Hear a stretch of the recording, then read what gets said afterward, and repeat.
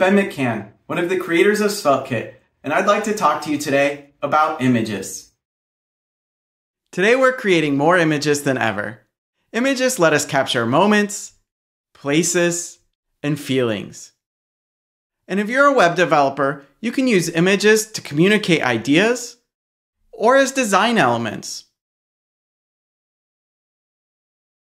But whoever said an image was worth 1,000 words was not a web developer because they were way underestimating. Images are some of the heaviest components on our pages. On the Svelte and SvelteKit websites, we have some beautiful images across the top of the page, courtesy of our designer, Ahim Vadam. But if you go with the standard PNG format, these images are pretty big and they're going to add a lot of time to the page load speed.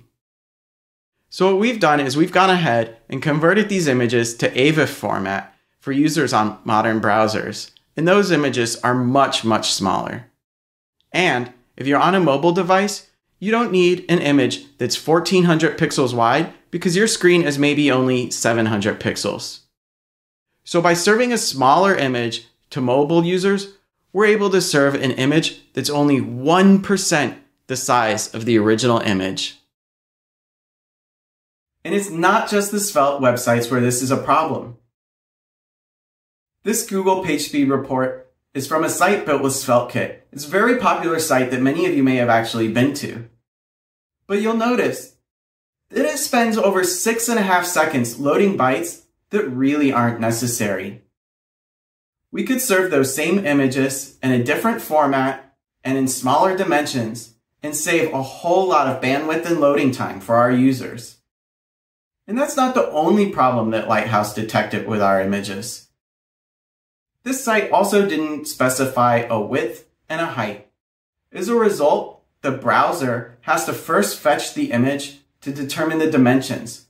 And after it's determined the dimensions, it can recalculate how to lay out the page. That's a lot of wasted time, but it's also a jarring experience for the user as the page jumps around. And finally, this site didn't set up caching. So this is not just the experience the first time user is going to have, but it's the experience they're going to have every time they return to the site. So I'd like to share with you today something that we've been working on. We call it Svelte.js Enhanced Image. And to set it up, all you need to do is install the npm package and then import and use it in your Vite config file. To use the new enhanced image tag in your markup, all you have to do is reference it where you normally have an image tag, and then make sure that your source is a Vite asset path. There's an entire page in the Vite documentation about this, but typically that's going to be a relative path. It could also be a Vite alias. And this new enhanced image tag solves all of the problems that we just saw. Firstly, it creates multiple formats, and it'll serve AVIF and WebP to modern browsers and a fallback to legacy browsers. It inserts the width and height automatically for you to save you that effort and save the browser from having to calculate a layout shift. It also creates multiple dimensions.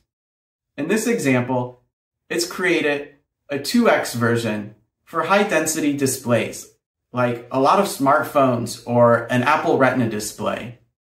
And finally, you also notice in the file name that there's a hash. That makes the file name unique so that it can be cached forever. And of course, with Svelte 5 on the horizon, we've made sure that the output is highly optimized for the new compiler and runtime. Enhanced image is a preprocessor, and it replaces your enhanced image tag with a single string that can be inserted to the DOM in just one operation for lightning fast DOM creation and hydration. Sometimes you might want to use a mustache tag as your source, and so we've made sure that's supported as well.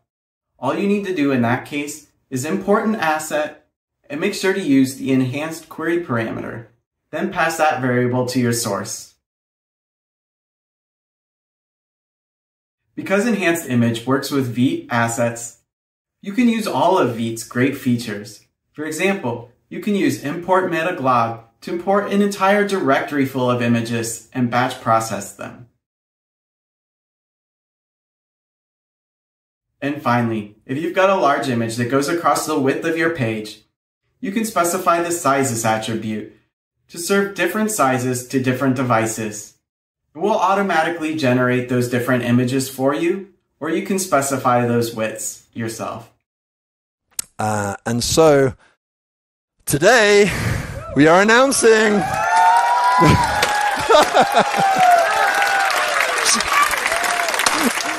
Thank you to Rich and Simon for all the help in designing this. We'll hope you'll go try it out. Visit kit.svelte.dev/docs/images to see the full documentation.